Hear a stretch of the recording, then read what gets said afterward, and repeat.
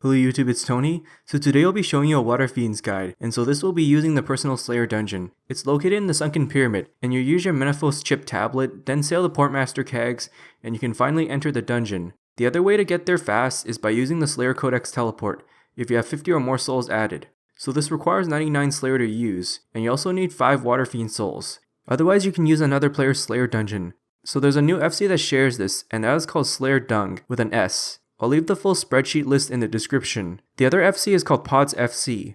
So for my equipment setup, I'm using range. You don't want to use mage here because it's really hard to survive. Melee isn't really good either because they're somewhat spread out. So I have an Ascension crossbow, and the perks I suggest are Precise 5 and Aftershock 3. After that I have the Armadillo top and bottom, and the perks I have are Impatient 3, then Biting 2, then for the bottom you're going to use Crackling 3, or you can also use Genocidal if you're on Slayer task. So the amulet I'm using is Amulet of Souls. Normally I would have suggested using Zealots, however as you probably noticed they hit quite hard nowadays. Then I have the Armadillo helmet, but otherwise you can use Slayer helmet if you're on task. Afterwards I have the Armadillo boots, but otherwise you can use Silverhawk boots for agility XP. I'm using Armadillo gloves because Cinderbane gloves does not work here. Nightmare gauntlets would be a decent choice to use here, but I don't have that. After that I have the Surgeon's ring. You don't want to bring Luck of the Dwarves as they don't access the rare drop table this often. So the Uncharged God Book is in my pocket slot. Now the aura I'm going to be using is Vampirism aura because it really helps for extra healing.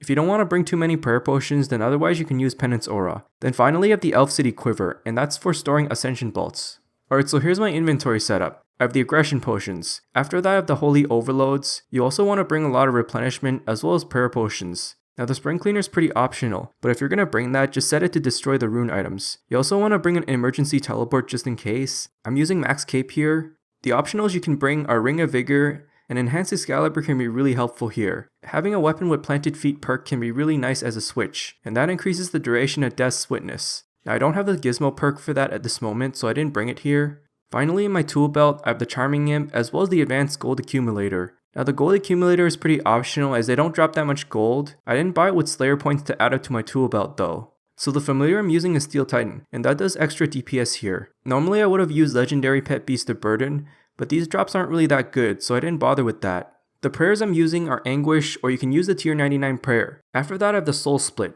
So in my action bar I'm going to be using a regular Revolution action bar. For my basics I put Corruption Shot on the first slot. After that I follow that with Needle Strike and fill the rest with whatever basics you want. You also want to put Snipe on the side and manually use that for extra DPS. Don't forget Tuska's Wrath if you're on Slayer task. For the thresholds, I'm mainly going to be using Snapshot and Rapid Fire. You can also use Bombardment and Tight Bindings as well. The only ultimate I'm going to be using is Death's Witness. For the Revolution Plus, I don't really know what to suggest, but I guess you can put Death's Witness on the first slot, then fill the rest with the basic abilities I just mentioned.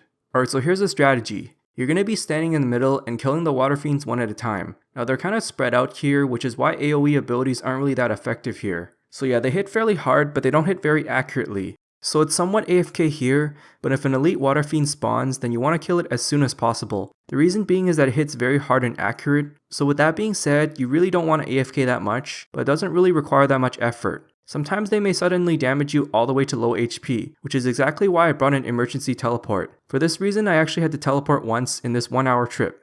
You don't really want to bother with looting because the drops are really terrible for the most part. In 1 hour of camping I got 540 Crimson Charms and 650k range XP per hour. Honestly they're pretty decent for charms and range XP. I didn't really get that much money per hour and I didn't even bother recording it. So in comparison to the other Waterfiends, well the first one I'll compare are the Chaos Tunnels. You get around 600k XP per hour range there, and 500 Crimson Charms. The Ancient Cavern Waterfiends can average around 720k XP per hour, as well as 600 Crimson Charms per hour. Now I did my test before Aggression Potions. I actually even did this after Aggression Potions, and yeah, it was extremely hard to survive. I do have a full guide on the description for this if you guys want to check it out. Finally you can cannon them in the wilderness, and you can get at least 1 mil XP per hour. On top of that, you get 850 Crimson Charms per hour. Now I highly do not recommend this because of PKers, and then there are PKers that actually skull trick people. It's also hard to survive as well because there are more Waterfiends attacking you at once. These days I wouldn't really suggest you do Waterfiends with lower combat stats because yeah, they're kind of buffed for some reason. So in conclusion, I do have a full 1 hour footage and I'll leave that link in the description.